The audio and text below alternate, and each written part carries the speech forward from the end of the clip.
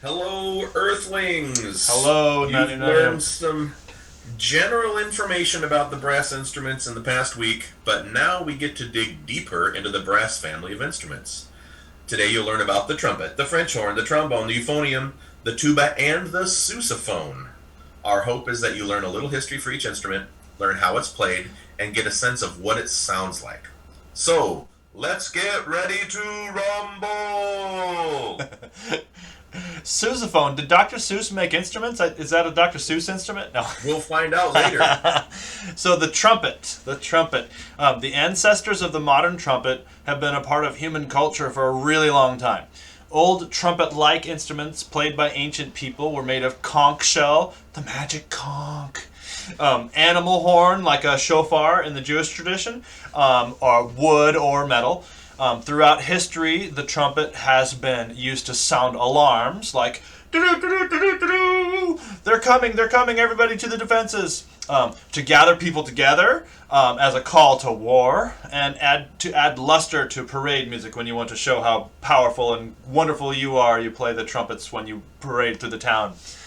Like the violin, the trumpet is the smallest member of its family, and it plays the highest pitches with its bright and vibrant sound. Today's modern trumpet is a slender brass pipe with 3 attached valves, which is curved and bent into long loops. If you stretched out the trumpet to its full length, it'd be 6.5 feet long. That's taller than me by far. There are 2 to 4 trumpets in a symphony orchestra, sometimes even more in a symphonic band, and they play both melody and harmony and also support the rhythms. You can play the trumpet by holding it horizontal, buzzing your lips into the mouthpiece, and then pressing down on the 3 valves in various combinations to change the pitch. The last part is demonstrated really clearly in this next video. My name is Musician First Class Thomas Eby from the United States Navy Band in Washington, D.C. And I'm here to tell you why I love playing the most fun instrument in the band, the trumpet. Now, the coolest thing about the trumpet is that it's one of the strongest instruments in the orchestra, so it always gets the coolest melodies.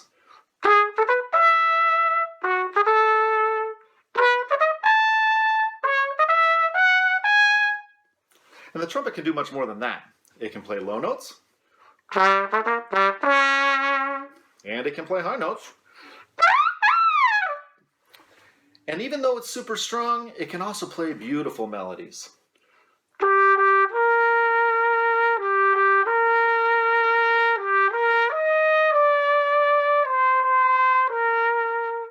Now, I know what you're thinking. How is it that the trumpet can play all of those notes when it only has 3 buttons? Good question. Well, the answer is that we can play a lot of different notes without the buttons, the same way that you might whistle using your lips and your air. We can do the same thing on the trumpet. So I can control those lips and air and play lots of different notes.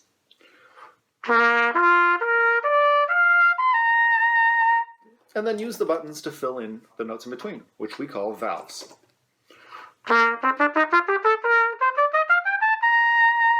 Now, since the trumpet is super cool, it gets to play in all kinds of different kinds of bands, from rock bands to salsa bands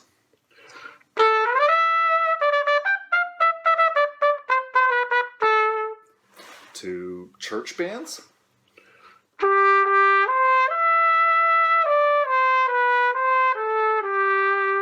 or symphony orchestras.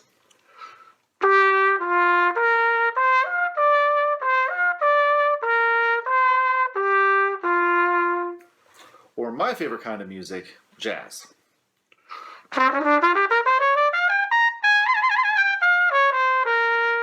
The fun thing with jazz is that sometimes we can make some different kinds of sounds than you would make in a symphony orchestra, like the sounds we make with this fun plunger mute.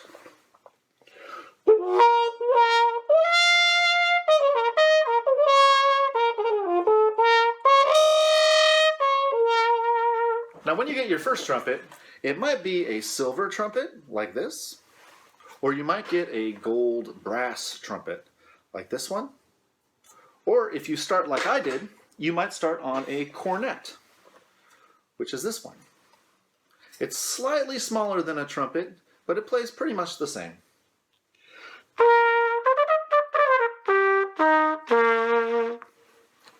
Well, thanks for watching, and I hope you enjoy playing the trumpet as much as I do. So, on to the French horn. Unlike the English horn, which is neither English nor a horn, the French horn does originally come from France and is unquestionably a horn. It comes from the French hunting horn of the 1600s, so over 400 years ago, and produces a wide variety of sounds ranging from very loud to very soft, and from harsh and blaring to mellow and smooth. The French horn's 18 feet of tubing is rolled up into a circular shape with a large bell at its end, and there are anywhere from 2 to French horns in a band or a symphony orchestra, and they play both melody and harmony as well as rhythm. To play the French horn, you hold it with the bell curving downward, and you buzz into the mouthpiece just like you would for a trumpet. Your left hand plays 3 valves, and you can change the type of sound you make by the way you place your right hand in the bell, and that's called stopped playing, and you'll hear that sound demonstrated in the video for this instrument, but quite a variety of sounds. Last week I talked about my great-great-grandfather Bohemer Krill, who was a cornet player.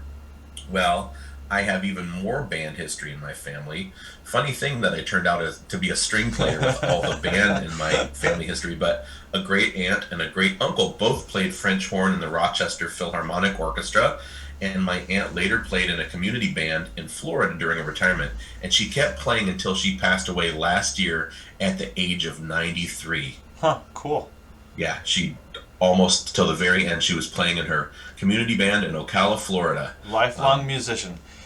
Yeah, totally a lifelong musician. And I hope that I'm still playing my cello when I'm that old. Ah. Here's a French horn player from the Navy band showing off that instrument. Hello, I'm Chief Musician Jason Ayub of the United States Navy Band, and I'm here to tell you why I love the French horn. Now, when I was a kid, I loved going to symphony orchestra concerts so that I could look at all the different instruments. But the one that really caught my eye was the shiny, big-belled, crazy-tubed French horn. But the other thing that caught my ear about the French horn was its wonderful, glorious sound, like when I listened to Princess Leia's theme, or the beginning of Star Wars, or the Avengers. Now, I bet you didn't know this, but the first horns weren't even made out of metal at all. In fact, they were made out of animal horns or seashells, like this giant conch shell that I have here from Hawaii. Take a listen to this.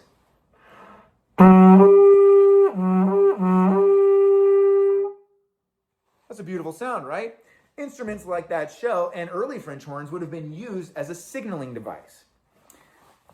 Now, another reason I love the horn is it has such an expansive range. In fact, it has a 4.5 octave range. Take a listen to this.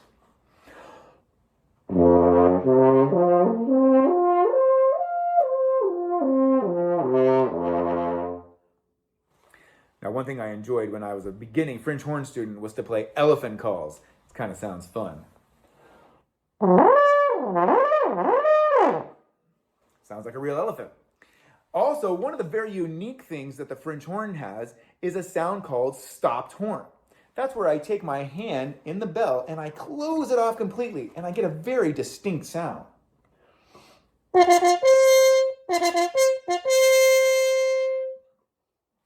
As I said earlier, I truly love the expressive sound the horn can make. Here is the mysteriously beautiful Hedwig's theme from Harry Potter.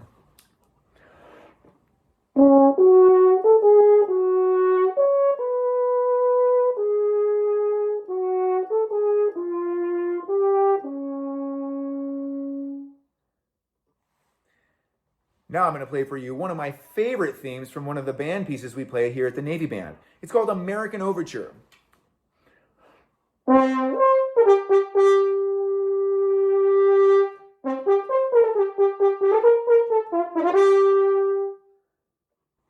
I'm always reminded of the Wild West and cowboys when I play that. Now this last one is one of the ones I mentioned earlier that really inspired me to play the French horn. I think you'll recognize it. Well,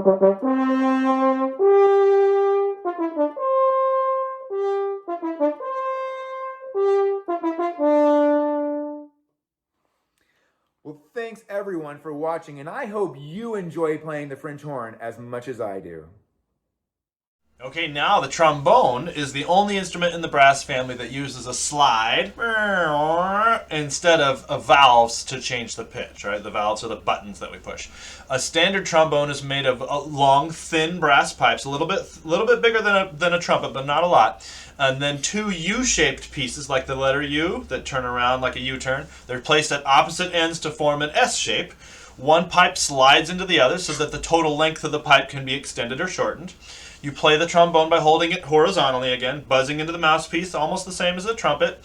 A little bit looser though, a little bit bigger buzz. And you use your right hand then to change the pitch by pushing or pulling the slide to one of 7 different positions. If you stretch the trombone out straight, take away all the kinks, it's about 9 feet long. There's usually three trombones in a large ensemble, and they play pitches in the same range as the cello and the bassoon. The 3 trombones often play harmonies together. The next video now will show off some great slide work and focuses on playing jazz on the trombone. I'm Chief Musician Jennifer Krupa with the U.S. Navy Band, and I'm here to tell you why I love playing the trombone. What I love about jazz trombone is improvisation. Improvisation is the act of making something up in the moment.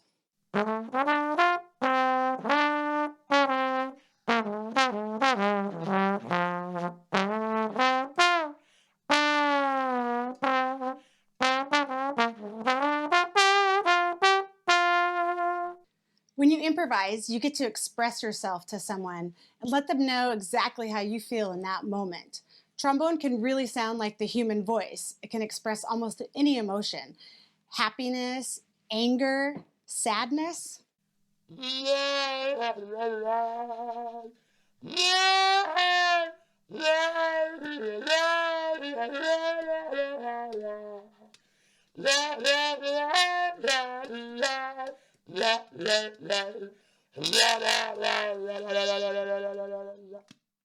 When musicians improvise, they aren't just making up stuff in the moment. They're actually building upon an existing melody and structure of a song.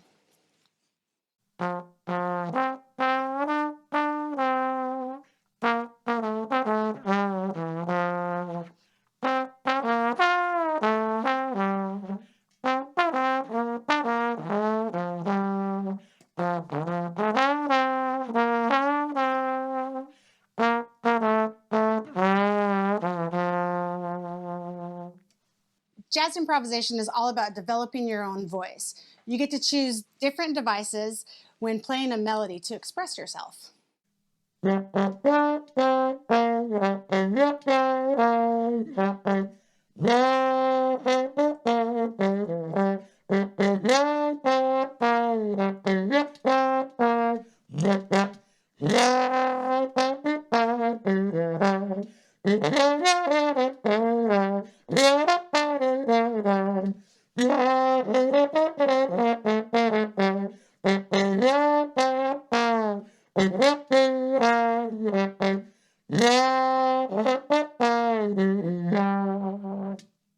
Thanks to everyone for watching. I hope you enjoy playing the trombone as much as I do. Great. Our next instrument is the euphonium. And the euphonium is the tenor member of the tuba family. So it does look like a mini tuba. It's a valved brass instrument whose bore constantly increases in size from the valve section to the bell. And that's called a conical bore, to be distinguished from a cylindrical bore, which would stay narrower toward the bell. And so it flares out, which makes it really unique in brass instruments. It plays in the same range of pitches as the trombone, but that conical bore gives it a much more mellow and rounder sound compared to the brassier sound of the trombone. The name of the instrument is based on a Greek word, euphonos, which means sweet-voiced. And I think you'll definitely hear this sweet sound in the next demonstration video. Yum.